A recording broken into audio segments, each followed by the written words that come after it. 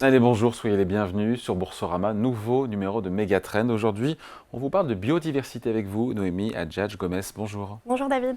Responsable de la recherche chez CPRAM. Pardon, je fais un peu exprès de mettre les pieds dans le plat, mais pour beaucoup, la biodiversité, c'est les abeilles. Évidemment, ce n'est pas juste ça. Bien sûr.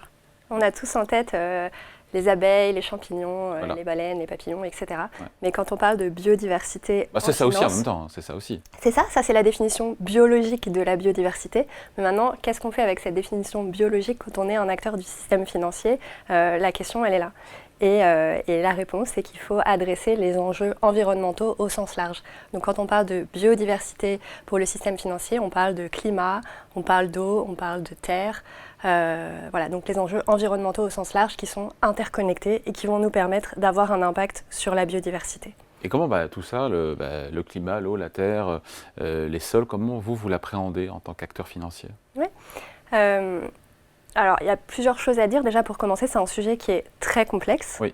Mais on a des données qui sont en progression, des méthodologies en progression, un cadre réglementaire qui évolue, notamment avec CSRD, qui va nous donner l'opportunité d'avoir de plus en plus de matière sur les données environnementales de la part des entreprises. Mais il y a urgence sur le thème de la biodiversité et il ne faut pas attendre que tout ça soit prêt pour commencer à tenir compte des enjeux biodiversité dans nos portefeuilles d'investissement. Donc il faut y aller en étant humble bien sûr et en s'entourant d'experts et en s'appuyant sur des cadres de référence robustes. Mais il y a déjà l'urgence du climat, c'est pas suffisant? Je veux dire qu'il y a déjà, quand on parle du climat, il y a déjà tellement de choses à faire. Est-ce que quelque part, quand on traite le sujet du climat, on traite aussi un petit peu le sujet de la biodiversité ou pas? C'est plutôt quand on traite le sujet de la biodiversité, on va traiter aussi le sujet du climat. Ah. La biodiversité, c'est beaucoup plus large que le climat. Donc on a commencé avec le climat parce que les connaissances scientifiques sont plus avancées sur le climat que sur la biodiversité. Maintenant, il faut continuer avec la biodiversité. Ouais. Il y a le GIEC, sur le climat. Oui. Voilà, avec tous les rapports qui sont produits, il y a l'accord de Paris.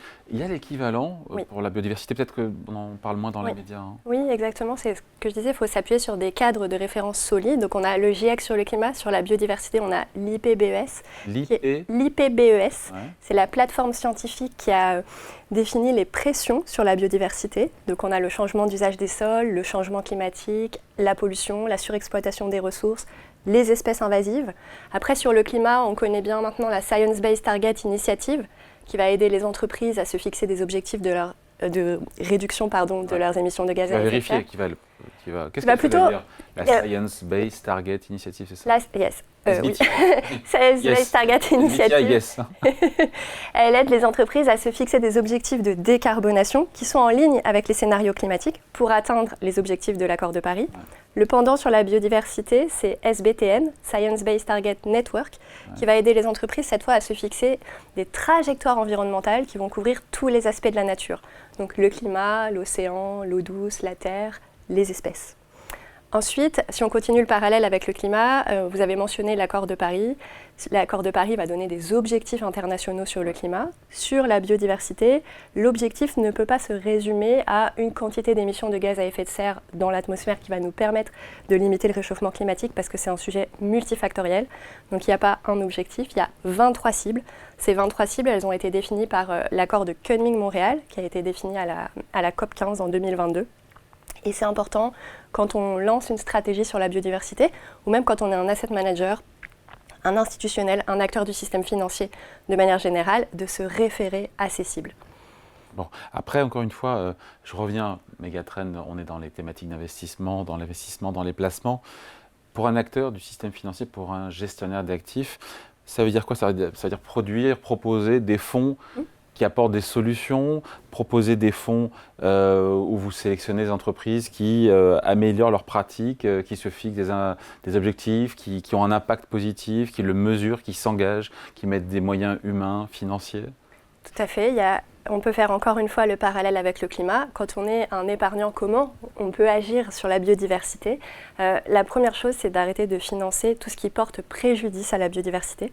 Donc là, ça va être les pesticides, l'huile de palme, la déforestation. Ouais, donc c'est-à-dire exclure des pans d'activité. Voilà, exclure les mauvaises pratiques. C'est la base, c'est la base. Ensuite, on peut faire... c'est quoi? Donc on n'investit pas dans l'huile de palme, ok? L'huile de palme, les pesticides, tout ce qui est déforestation. Après, on peut aller plus loin, regarder aussi les controverses environnementales importantes. Donc ça, c'est le socle commun. On n'investit pas du tout ou on tolère quelques pouillèmes de pourcentage de chiffre d'affaires quand même? Après, il faut regarder la donnée qu'on a à notre disposition, mais en tout cas, c'est des chiffres d'affaires qui sont très très faibles. Ok, donc ça c'est le niveau 1. Voilà, ça c'est la base. Ensuite, on peut choisir soit de financer des solutions, alors là, financer des solutions, ou alors de financer la transition. Alors sur les solutions, c'est-à-dire Financer les solutions, ça veut dire investir dans des technologies qui vont permettre de déployer à grande échelle des moyens de réduire les impacts et dépendances sur la biodiversité. On peut citer l'exemple de l'agriculture de précision qui va permettre d'utiliser moins de pesticides et d'engrais et d'éviter la pollution agricole et du coup moins d'impact sur les espèces. Il y a des acteurs, entreprises, cotées en bourse, oui, qui proposent ces solutions. Alors, il y en a beaucoup plus sur le non-coté, c'est vrai, mais c'est un marché qui est en train de maturer sur les entreprises cotées. Deuxième option, financer la transition. Et là, l'enjeu, il est très important. Il nous semble que si on veut considérer la biodiversité pas seulement comme une thématique, mais plutôt comme un risque, comme le climat à adresser dans l'ensemble de l'économie, la transition, elle est essentielle. Et là, l'objectif, ça va être d'aider les entreprises à améliorer leurs pratiques en matière de biodiversité. Donc, on va regarder l'empreinte biodiversité, on va regarder tous les indicateurs de consommation d'énergie, de consommation d'eau, de recyclage des déchets, et on va regarder la dynamique, c'est-à-dire est-ce que les entreprises sont en train de s'améliorer. Et un point qui va vraiment être clé quand on parle de transition, c'est l'engagement actionnarial, parce qu'il va falloir aider les entreprises à prendre conscience de leurs impacts sur la biodiversité, les mesurer, les hiérarchiser, se fixer des objectifs, encore une fois en s'inscrivant dans les objectifs internationaux de Canning Montréal, et puis reporter sur leur progrès. Et comment s'assurer que ces boîtes qui s'engagent sont vertueuses et au-delà de la parole, mettent tout ça en musique avec des actes précis, un suivi et des moyens? La donnée est clé. Donc c'est pas un chèque en blanc, hein, effectivement, il faut s'assurer que les promesses soient tenues. Bien sûr, donc en fait on suit tous ces indicateurs, là j'ai mentionné quelques exemples, on va les suivre dans le temps et vérifier que les entreprises sont effectivement en train de s'améliorer. Si ce n'est pas le cas, on va engager avec ces entreprises pour leur faire prendre conscience de là où elles doivent s'améliorer encore. Pour finir et pour reboucler avec ce qu'on a dit au début, est-ce qu'aujourd'hui l'urgence climatique n'est pas en train d'éclipser aussi l'urgence de la préservation de la biodiversité, qui est une urgence dans l'urgence, qui est vue comme telle? Je me trompe ou pas? De plus en plus, je pense qu'on va aller vers des fonds environnementaux au sens large, qui vont adresser à la fois les enjeux de climat et de biodiversité, parce que l'urgence, elle est environnementale. Et le lead là-dessus, ce sont d'abord les investisseurs institutionnels qui misent en premier, qui investissent en premier, et après ça ruisselle tout au long de la chaîne jusqu'à l'épargnant qui nous regarde éventuellement. Je pense que les motivations ne sont pas forcément les mêmes, parce que les investisseurs institutionnels vont être poussés par le cadre réglementaire. Qui est d'ailleurs, cadre réglementaire? Notamment l'article 29 de la loi énergie-climat en France, qui oblige les entreprises à se fixer des objectifs pour réduire leurs impacts en matière de biodiversité. Après, il y a de plus en plus de convictions sur ces sujets-là et du coup, ça peut aller jusqu'à l'épargnant aussi.